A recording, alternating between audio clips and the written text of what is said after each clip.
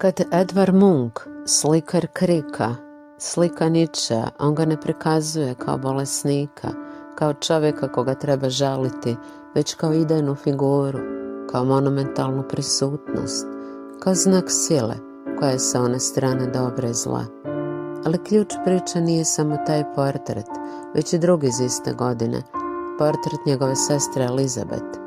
Ona želi da je Munch slika jer dobiva prestiž, dobiva pečat velikog imeva, dobiva potvrdu vlastite uloge tumača, čuvara i upravljača Nietzscheovog stvaranja.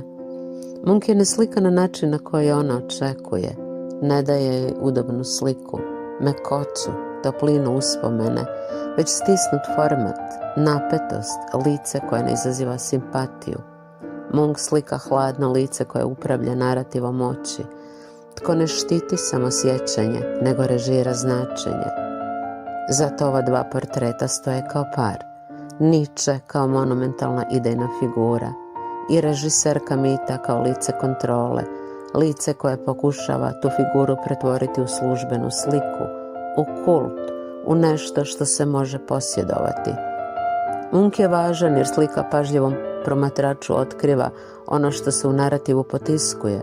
Ona pokazuje tko oblikuje sliku, tko raspoređuje smisao, tko odlučuje što smije postati Nietzsche i pokazuje tko upravlja pričom onda kad onaj o kome se govori više nema glas.